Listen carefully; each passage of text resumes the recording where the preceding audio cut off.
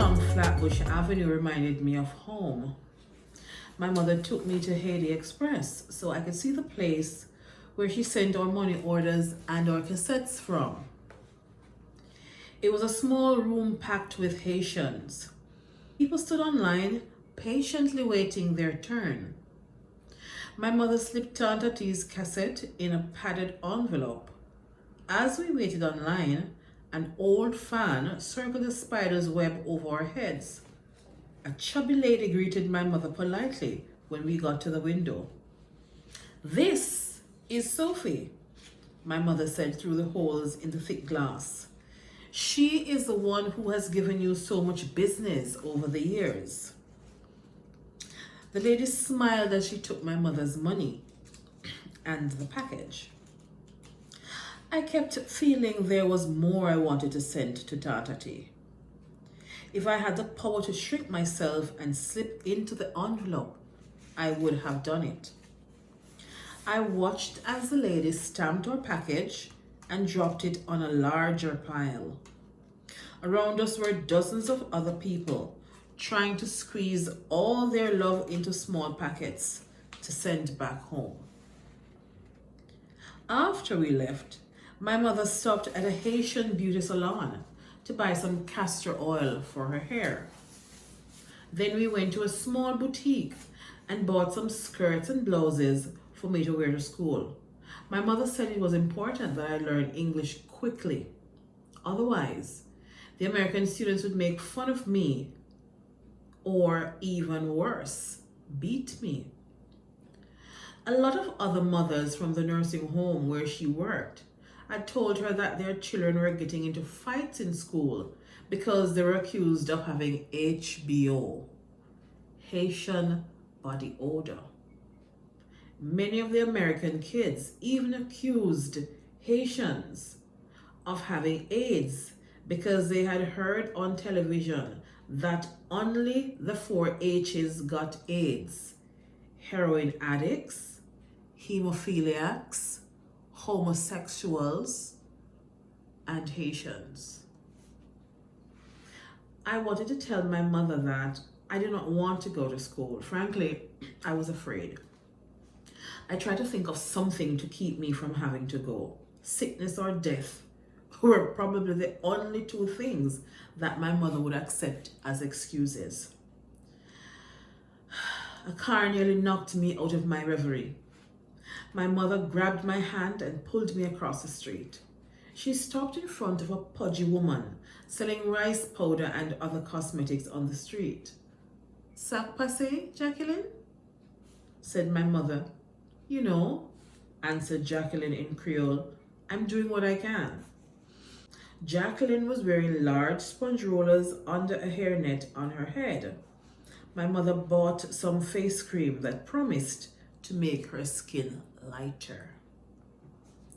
All along the avenue were people who seemed displaced among the speeding cars and very tall buildings. They walked and talked and argued in Creole and even played dominoes on their stoops. We found Tantati's lemon perfume in a botanica shop.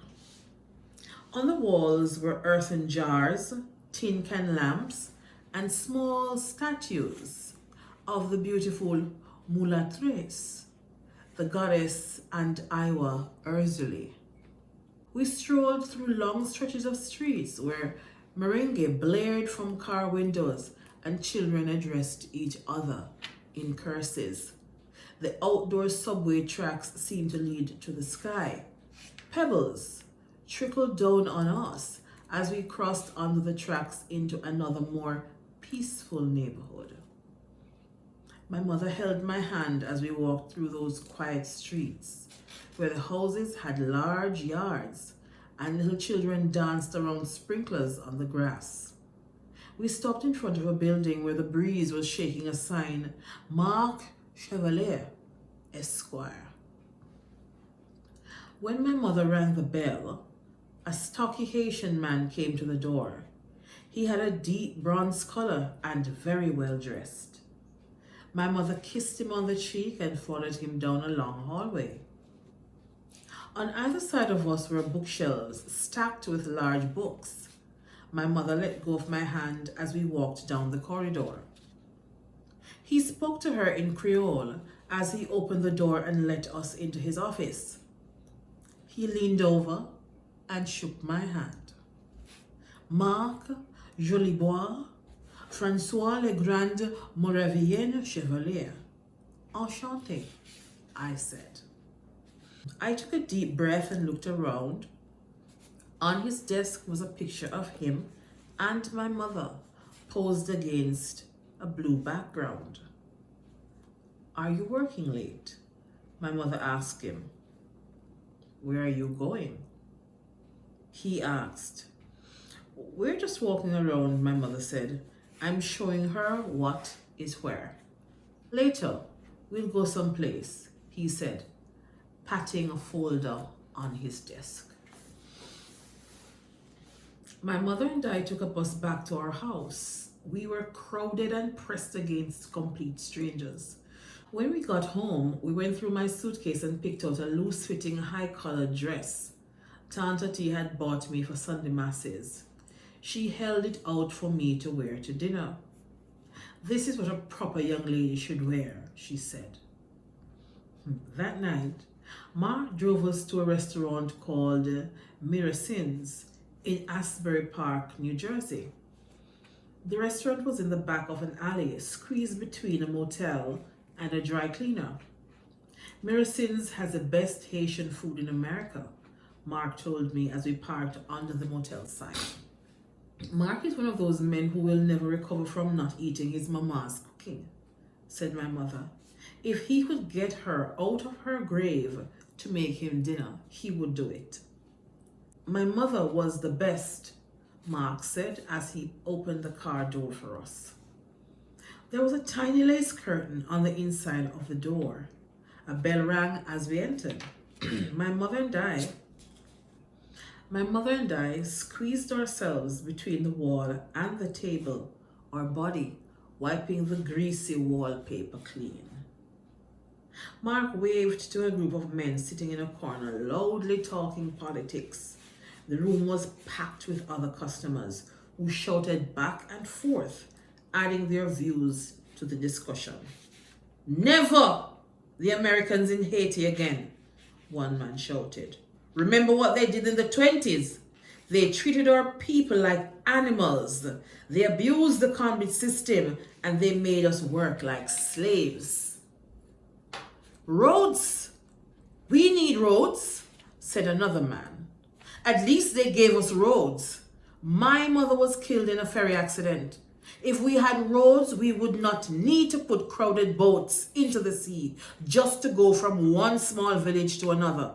A lot of you, when you go home, you have to walk from the village to your house because there are no roads for cars. What about the boat people? Added a man from a table near the door.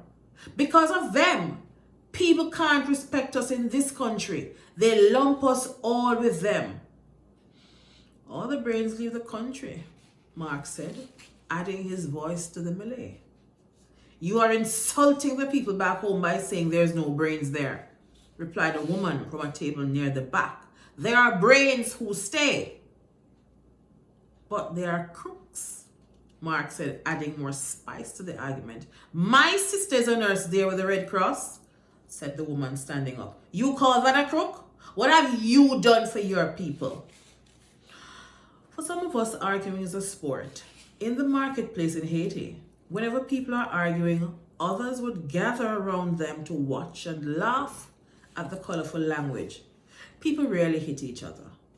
They didn't need to. They could wound just as brutally by cursing your mother, calling you a sexual misfit, or accusing you of being from the hills. If you could match them with even stronger accusations, then you would concede the argument by keeping your mouth shut. Mark decided to stay out of the discussion.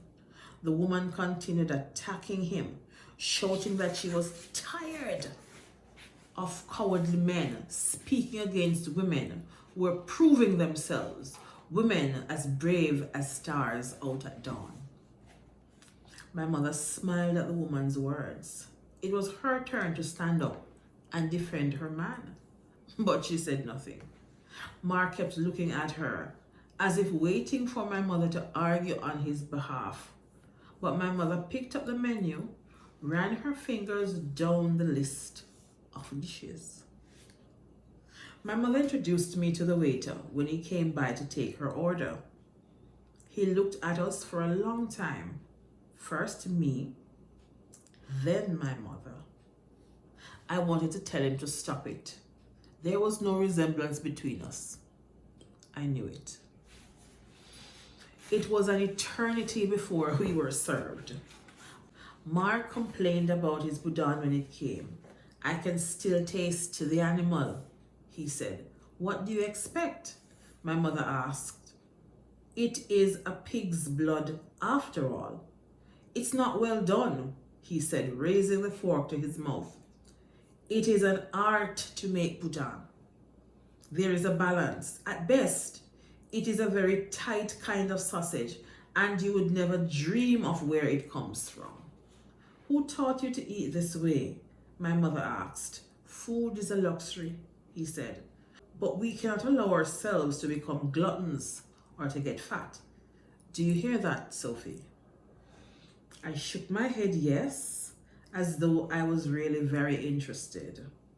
I ate like I had been on a hunger strike, filling myself with the coconut milk they served us in real green coconuts. When they looked up from their plates, my mother and Mark eyed each other like there were things they couldn't say because of my presence. I tried to stuff myself and keep quiet, pretending that I couldn't even see them. My mother now had two lives. Mark belonged to her present life, and I was a living memory from the past. What do you want to be when you grow up? Mark asked. He spoke to me in a tone of voice that was used with very young children or very old animals. I want to do dactylo. I told him, be a secretary. He didn't seem impressed. There are a lot of opportunities in this country, he said. You should reconsider, unless of course this is the passion of your life. She's too young now to know, my mother said. You are going to be a doctor, she told me. She still has some time to think, Mark said. Do you have a boyfriend, Sophie? She is not going to be running wild like those American girls, my mother said. She will have a boyfriend when she is 18. And what if she falls in love sooner? Mark pushed. She will put it off until she is 18. We washed down our meal with watermelon juice. Tante always said that eating beets and watermelon would put more red in my blood and give me more strength for hard times.